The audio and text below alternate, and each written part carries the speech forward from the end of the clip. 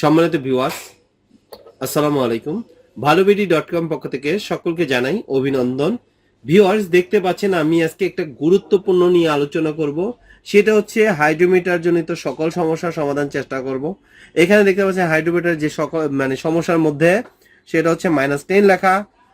এই লেখাটা কেন হয়, কি জন্য হয়, সেটা হচ্ছে এটা তিনটা কারণ করতে আমরা চিন্তা করেছি এবং এটা টেম্পারেচার সেন্সর কোনটা ইউজ করছে, কিভাবে কাজ করে, টু জেড নিয়ে আমরা আলোচনা করব।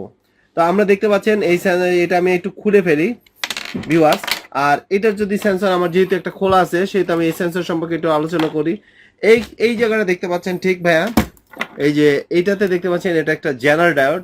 আমরা জানি মূলত ডায়োডগুলো যখন গরম হয় তখন এটা রিডিং দেয়।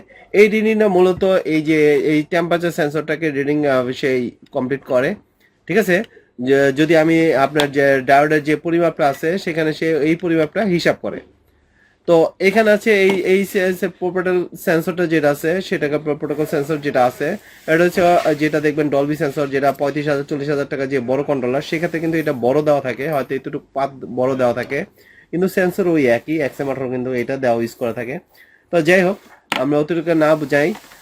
তো এইটা সমস্যা কি জিনিস আমরা এটা মূলত বাই করব যে এই সমস্যাটা কোনটা। এখানে মূলত একটা ভিতরে হয়তো তার ছোড়া থাকতে পারে বা সেন্সরের মাথায় তার ছোড়া থাকতে পারে। আর দেখতে পাচ্ছেন আমি খোলার সিস্টেমটা দেখাই দিচ্ছি কিভাবে খুলবেন। ঠিক আছে, এটা খোলা সহজ, একদম ইজি। এটা খুলে ফেলবেন। খুলে এই যে দেখতে পাচ্ছেন লাল তারটি ছোটা, লাল তারটি ছুটে গেছে। এইখানে দেখতে পাচ্ছেন সাদাটা হচ্ছে আপনার ডাটা, এটা হচ্ছে আপনার নেগেটিভ, মানে আপনার গ্রাউন্ডের যে পিনটা আছে। আর এইটা হচ্ছে আপনার রেড ভার্জন, মানে 5 ভোল্টের যেটা আছে ভোল্ট, এইটার হিসাব করেন, যদিও 5 ভোল্ট না, এটা হচ্ছে ভোল্টে আপনার 1.5 ভোল্টে বা যে কিছু এটা একটা হিসাব করে। এখানে যে জেনারেল জায়গাটা যে হিসাব করছে আমি একটু আগে যেটা দেখালাম, এই যে রেড যে তারটা আছে আপনি দেখেন ভালো করে, রেড যে তারটা আছে সেটা কিন্তু আপনি কোথায় লাগানো, এই যে জেনারেল ডায়োডে, এই ডায়োডে এবং গ্রাউন্ডে কিন্তু লাগানো। তার মানে গ্রাউন্ড প্লাস রেডে এটা কি পরিমাপ করতেছে, আপনার টেম্পারেচার হিসাবটা করতেছে। গ্রাউন্ডের থেকে গ্রাউন্ড তো সব এক জায়গায় থাকবে, আর সাদা যে আছে হিউমিডিটি ডাটা প্রসেস করতেছে। ঠিক আছে, জাস্ট কাজটা করে এইভাবে, একদম ইজি হিসাব।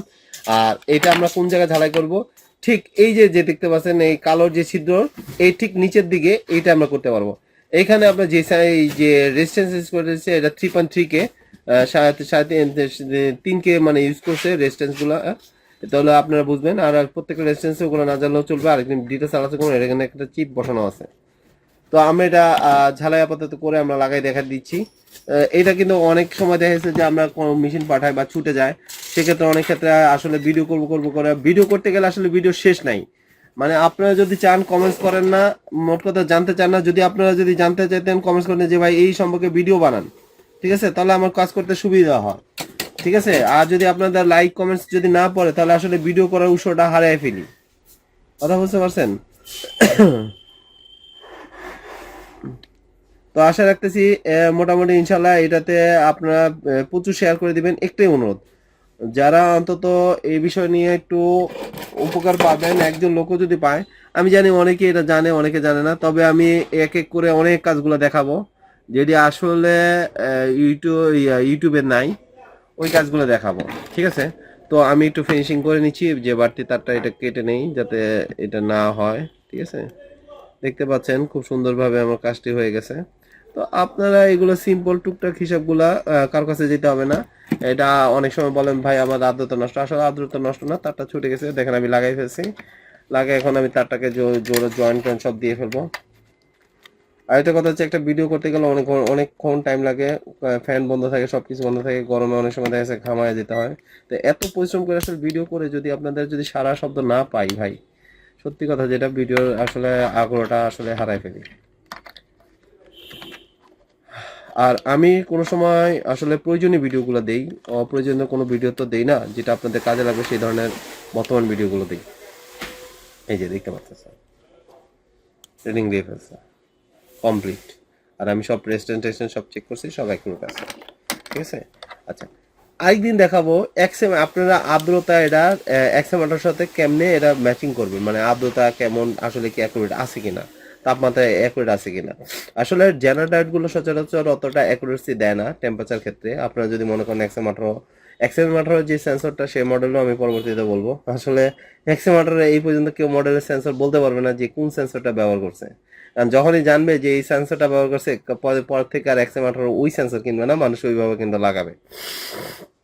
তো এটা থাক আমার কাছে, হাইট থাক, ঠিক আছে। অনেকে তো অ্যাক্সেলেরোমিটার আসলে অনেকে জানেন, আমার থেকেও ভালো ভালো জানেন অ্যাক্সেলেরোমিটার সম্পর্কে। তবে অ্যাক্সেলেরোমিটার আমার সেন্সর টেন্সর আমি একদিন দেখাবো, যে আমার নিজের হাতে যে সেন্সরটা দিয়ে করা সেই সেন্সরটা আমি লাগাই দেখাবো। তো যাই হোক, আমার এগুলো হয়ে গেছে এই কাজটা। তো আশা রাখি ভিউয়ার্স আপনারা নিজে চেষ্টা করে এটা লাগাতে পারবেন, আশা রাখি ইনশাল্লাহ। এটা কোনো আহামর কিছু না, একদম সিম্পল ব্যাপার। জাস্ট একটু তাতাল নেবেন, এই ধরনের অল্প টাকার একটা তাতাল পাওয়া যায়, এটা বাসার মধ্যে একটা রেইনে রেখে দেবেন, জাস্ট একটু সোল্ডার দিয়ে একটু ঝালাই করে দিতে। তো ভিউয়ার্স ভালো থাকবেন, আজ এই পর্যন্ত, আল্লাহ হাফেজ।